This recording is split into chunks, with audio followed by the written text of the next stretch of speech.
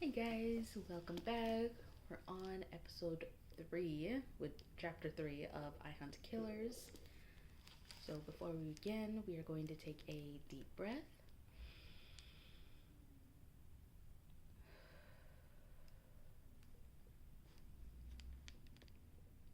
Whenever Jazz needed to do something risky or vaguely illegal, he made sure to bring Howie along. This did not endear him to Howie's parents, but if Jazz wanted to stay as human as possible, it was necessary. Howie kept Jazz close to the line of safety and legality. That's because Howie was Jazz's best and only friend. And also because Howie was so fragile that Jazz had to hold back in his presence. Howie Gersten was a type A hemophiliac, which meant that he bled if you looked at him too hard. The two had met when they were younger, when Jazz had come across Howie being tormented by a trio of older kids who weren't quite stupid enough to cause any serious harm, but who reveled in poking at Howie's exposed arms, then chortling over the bruises that blossomed almost immediately. Howie's arms had taken on an almost lizard-like appearance, with overlapping bruises of blue and purple that looked like scales. Jazz had been smaller than the other kids, younger, and they outnumbered him 3-1. But even then, at the age of 10, Jazz had a rudimentary understanding of some of the more important weak spots in the human body. He'd sent the older kids packing with their own fine collection of bruises, including a couple of black eyes and fat lips, as well as one knee sprained just right. It would plague the kid for months. For his troubles, Jazz earned himself a bloody nose and an undying, unstinting friendship. And the kind of friend who would come along when you had to break into a morgue. The police station was open 24 hours a day because it had a nerve. The police station was open 24 hours a day because it was a nerve center for the county law's enforcement efforts. But at night, many hours after Jazz had left in a huff, it was just a skeleton crew, consisting of a deputy on duty and a dispatcher. Lana was still at the desk, having pulled the night shift. Jazz knew that would make this easy. Lana thought he was cute. She was right out of high school, and he was a junior, so only a couple of years separated them. I'll distract Lana, Jazz told Howie, and then you work your magic. You sure you can keep her occupied? Jazz rolled his eyes. Please. The ladies love bad boys, Howie said, striking what was supposed to be a tough guy pose. Gotcha. I will be your magic trick. Misdirection, he waggled his fingers. Abracadabra. Get it? He added as they headed for the door. Abracadabra. Get it? Jazz sighed. I got it, Howie. Together, they walked into the police station, which was quite quiet this late at night. Lana looked up, then grinned a wide grin when she saw Jazz. Hi there, she chirped. Jazz sauntered over to her cubicle and leaned on the half wall with both elbows. Hi, Lana. What brings you back? She asked, her eyes very wide and earnest. This was going to be way too easy. You stormed out of here before. I just wanted to. Just then, Howie came up to them, clearing his throat. Okay if I get a Coke? He asked, pointing to the back corridor, where an ancient Coke machine loomed large. Go ahead, Lana said, not even flicking her eyes in his direction as he walked past them. I just wanted to apologize for the way I went out of here before, Jess said, pretending to give Lana all his attention. He cranked up the wattage on his smile. I didn't even say goodbye to you. As he chatted with Lana, who assured him that his apology wasn't necessary, all the while lapping it up, Jazz watched Howie head for the second desk in the row behind Lana. He looked up at Jazz, who nodded quickly. Howie opened the top desk drawer, fished around, then closed it. A moment later, he rejoined Jazz at Lana's cubicle. Done, Howie said. Well, Jazz said to Lana, I guess we have to go. School tomorrow, you know. But I just knew I wouldn't be able to sleep tonight if I didn't say something to you. Another big smile. Howie and Jazz were almost to the door when Lana called out, Hey, Howie, I thought you were getting a Coke. Jazz shot a glare at Howie, who shrugged meekly. Turns out I don't have any change. They got outside before Lana could say anything more. "You're an idiot," Jazz told him. "And yet, I recover well." He dug into his pocket and produced the block of wax Jazz had given him earlier. "Still an idiot?" "Yes," Jazz said, grabbing the wax. In it was a perfect impression of the morgue key Howie had found in the desk drawer. "Just somewhat competent. Let's go." Making a duplicate key from a wax impression was an extremely useful skill to have if you were the sort of person who liked invading other people's homes and killing them. Billy Dent felt it was important for Jazz to know how to do this, and for once, Jazz was grateful for Billy's lessons. It didn't take long before he turned Howie's wax block into an actual key. He had a selection of blanks and cutting tools that Billy had given him on his 11th birthday. Match up the right blank with the wax impression, then file away everything that isn't in the right place until the notches fit the wax. Simple. He'd been practicing most of his life, after all. The police station abutted the Gianchi funeral home on one side, the two buildings joined by the briefest of outdoor corridors. The Lobel's Nod morgue was half the basement of the funeral parlor. With Howie at his side, Jazz strode into the morgue like he lived there, flicking on one of the overhead lights to bathe the place in cold white light. Because there were no windows to the outside, he and Howie would be able to mill about with confidence. "We need to move quickly," Jazz said. "There's a rent-a-cop who comes by every hour." Howie craned his neck, gawking. "This place is nothing like on CSI." "What did you expect?" "I guess I expected CSI," Howie said, miffed. "Otherwise, why would I have said—" Jazz snaked a pair of purple, powdered latex gloves from an open box on a metal tray. He threw them at Howie, who bobbed them, but managed to catch them. "Put these on. Fingerprints." "I hope they fit." He watched Howie cram his oversized mitts into the gloves, which looked like they were stretched just slightly beyond their tolerance. Howie had the build of an NBA player, gangly, loose limbs, rope-thin frame, hands that seemed preternaturally grasping. But Howie's hemophilia saw to it that he would never play basketball on a team, not even Little League.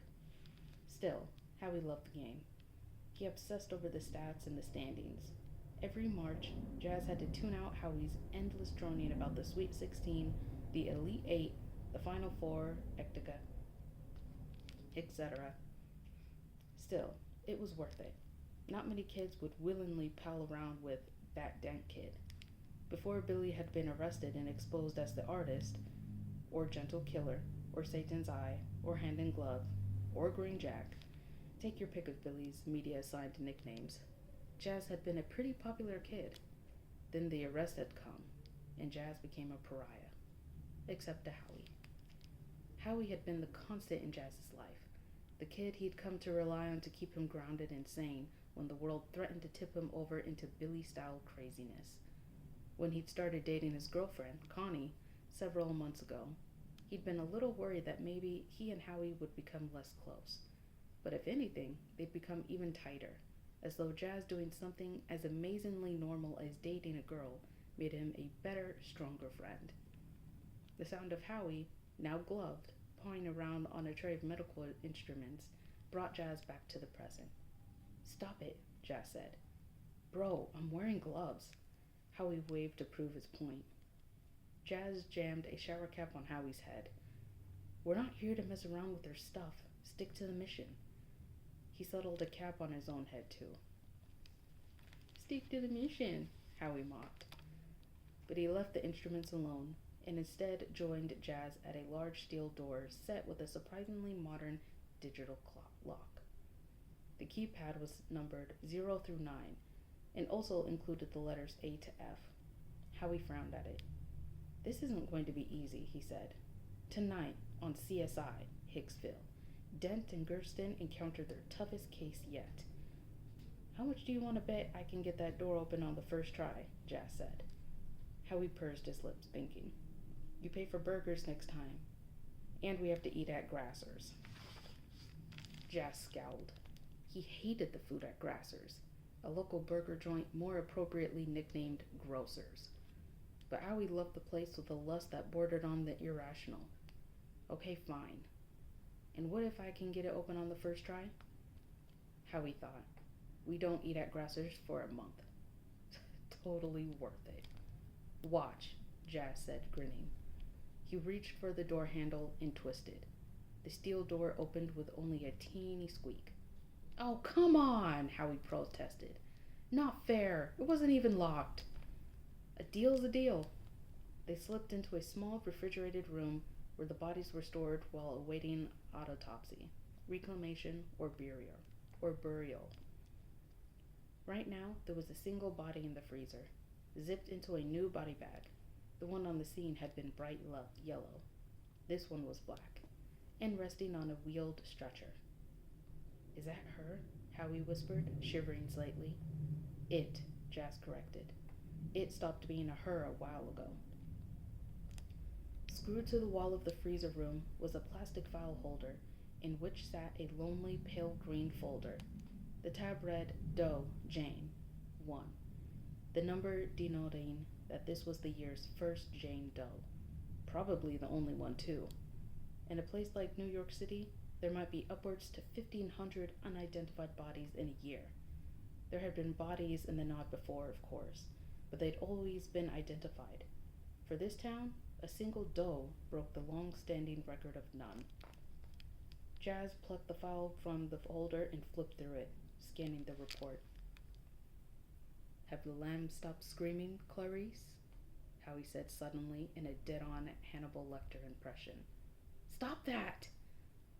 Well, I don't understand why we have to see the body, Howie complained, hugging himself for warmth. She's dead. She had a finger chopped off. You knew that already. The report was short. As G. William had indicated, it was just preliminary. Jazz went back to the first page and started reading. Ever hear of Locard's exchange principle? Oh, sure, Howie said. I saw them open for Green Day last year. They rocked. He played a little air guitar. LOL, Jazz deadpanned. Locard was this French guy who said that any time a person comes into contact with anything at all, there's a two-way trip involved. Stuff from the guy gets on the thing, hair, maybe, or skin cells, dandruff, whatever. And the thing gets stuff on the guy, like dust or paint or dirt or something. Stuff is exchanged. Get it? French guy, stuff exchanged, got it. Howie saluted, then went back to hugging himself against the cold. So I thought maybe the killer left some kind of evidence, Jazz went on, then sighed. But according to this report, nothing. No fibers, no hairs, no fluids. Clean. As clean as you can be after lying out in a field, Howie said. Can we go now? There were crime scene photos paper-clipped to the inside of the folder. Jazz stared at them. It was almost eerie. The perfect poise of that body. Unnatural. Perfect. Save for the missing fingers. And even they had been neatly excised. The police report's antiseptic language, post-mortem, with no blood loss, no pain. If there had been some sort of savagery before death, torture, cutting, mutilation, it might somehow be easier to believe that something once living was now dead. As it was, the word dead seemed somehow inaccurate. Earth to Jazz, can we go? Not yet. Jazz slipped the coroner's report back into its holder and started to unzip the bag. Oh man, Howie took a step back. Totally not into checking out the corpses today. You can wait outside if you want. He got the zipper all the way down, and there lay Jane Doe, eyes closed, skin a waxy white. After roughly 48 hours, bacterial action turned skin a greenish hue, so Jazz figured it had been less than 2 days since the murder, and the early report agreed with him. Oh man, Howie said from behind him, his voice hushed. God, look at her. It, Jazz reminded him again, staring down. He knew he was supposed to feel something here. Even coroners felt a momentary glimmer of regret when someone so young and healthy was laid out before them. But Jazz looked down at the body and felt nothing. Exactly, precisely, nothing. Well, that wasn't completely true. A tiny part of him registered that, when alive, Jane Doe would have been an easy victim, simple prey. To a killer's eye, the smallish frame and lack of obvious strength would have been attractive. Short fingernails meant less risk of being scratched. According to the report, Jane Doe stood no more than 5'1", when standing was still possible. A killer's dream victim. You couldn't custom order one better. Man, this sucks, doesn't it? Howie whispered. She was like this little bitty thing, and someone just came along and... Yeah, sucks, Jazz interrupted. Now be quiet, I'm working. No bruises, no cuts or contusions or scrapes. All he could do was a cursory examination, and the report had most of that data already. Autopsies were conducted in a specific sequence. ID the body, photograph it, remove any trace evidence, measure and weigh it, then x-ray it and examine the outside. That's as far as they'd gotten tonight, with just old Dr. Garvin on call. The real medical examiner would come in the morning to cut her open, then look at tissues under a microscope and prepare the toxology samples. In the meantime, according to the folder, the cops thought strangulation.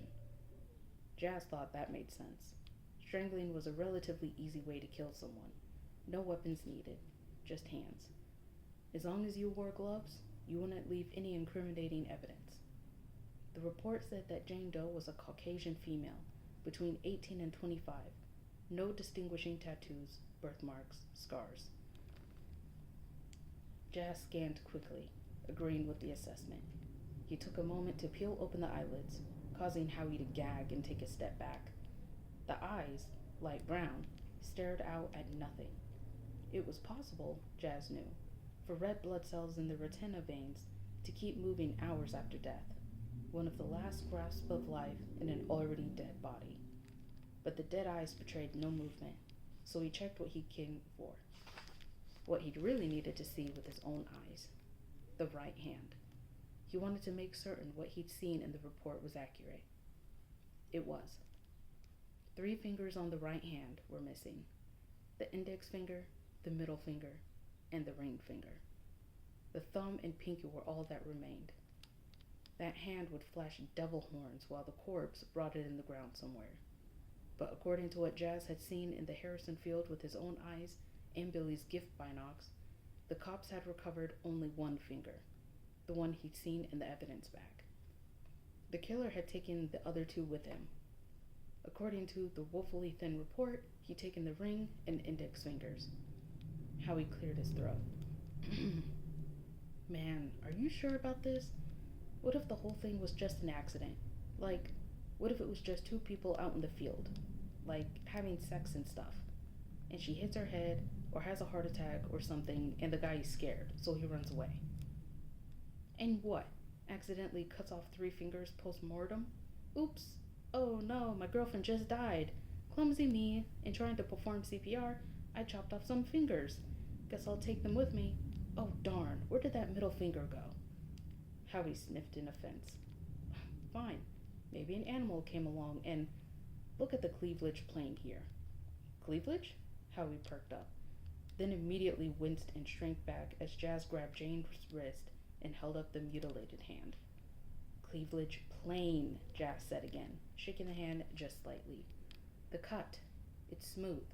An animal would have gnawed away at it. The wound would be ragged and chewed.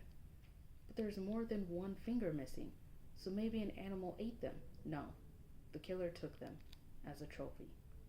Why the fingers? Your pops never took body parts.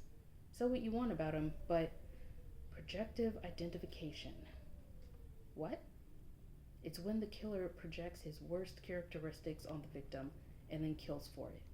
So, why the fingers? Was he caught touching something he wasn't supposed to? Someone he wasn't supposed to? Is this his way of punishing himself? Put that away, Howie said, and Jazz realized he was still holding the corpse by the wrist. Jazz tucked the hand back into the bag, and Howie visibly relaxed. So, fine. Why does it have to be a serial killer? It could be a one-time thing. Jazz shook his head. No, the fingers. Your average murderer doesn't mutilate a body like that, and he especially doesn't take trophies. But it's more than that. It's that he left one behind. He left the middle one behind. Are you serious? Yeah, he literally gave the cops the finger. He's saying, come and get me. Catch me if you can. That's a serial killer. For a moment, there was nothing but silence in the freezer as Jazz stared at the body and Howie stared at Jazz. Jazz gazed down at the eyes, at the lips pressed together in a pale pink line. When people saw dead bodies like this, they said it looked like the person was sleeping. Jazz thought that was crazy. He'd never seen a dead body that looked like it was sleeping. He'd never seen a dead body that didn't look like exactly what it was. A corpse, a husk, a thing. Wrapped my hands around her throat, Billy whispered in Jazz's mind. Just squeezed and squeezed. Jazz looked closely at the neck. Howie leaned in, curious despite himself, and said, Was she choked to death? He mimed throttling someone. Strangled is the right term, Jazz told him. Choking is when something blocks your airway from the inside. And yeah, I think so. Can't be sure yet. A good strangulation left few signs. The medical examiner would have to drain all the blood from the neck, then slowly and meticulously peel back layers of tissue, looking for telltale small bruises. Can they, get fingerprints from her neck? Can they catch the guy that way? This guy isn't an amateur. He probably used gloves. How do you know he wasn't an amateur, Sherlock? There's bruising on the left-hand knuckle. There's bruising on the left-hand knuckles, and on the side of both hands. Probably would be on the right-hand knuckles too, if we had them. She hit him, Howie said. She fought back. And that means this guy has done this before. If you're a newbie, you don't want to fight on your hands. You sneak up behind them and you knock them out, and then you start the nasty stuff. If you confront someone while they're awake, you're a badass. Struggling is what makes it worth doing, Billy said. Jazz closed his eyes, trying to chase away his father's voice, but it was no good. Billy was on a roll, dispensing what he thought of as honest fatherly wisdom, bearing what passed for his soul. Sometimes I can't tell the difference between living and dead. Sometimes I look at a pretty little girlie and I think to myself, is she a living, breathing thing? Or is she just a doll? Are those actual tears she's crying? Are those real screams coming out of her mouth? And it's like a fog in my mind. Like I get all confused and frustrated and mixed up. So I start doing things. Start small at first. Like maybe with the ears, or the lips, or the toes. And then move on to the bigger things. And there's blood. So I keep going, and my hands are wet, and my mouth is warm. And I keep going, and then something real magical happens, said Jasper. It's real magical and special and beautiful. See, they stop moving. They stop struggling. All the fight just goes away, and that's when it's all clear to me. She's dead. And if she's dead, then that means that she used to be alive. So then I know. This was a living one, a real one. And I feel good after that, because I figured it out. Jazz realized that his own gloved hands. This guy isn't an amateur. He probably used gloves. Had come to rest on either side of the neck. With just the right movement, he could have had that neck in his hands. This guy isn't an amateur. And he could feel the muscles in the windpipe and this guy. He jerked away and grabbed the steel lip of the stretcher to steady himself. You were right, he told Howie. I was? Yeah. Score for me. Beauty. But what was I right about? She's a she, not an it. She's always been a she. Yeah, no kidding. Don't ever let me call her an it again, Jazz told him. Actually, don't ever let me call anyone an it, okay? And we'll finish part 2 of chapter 3 in the next one.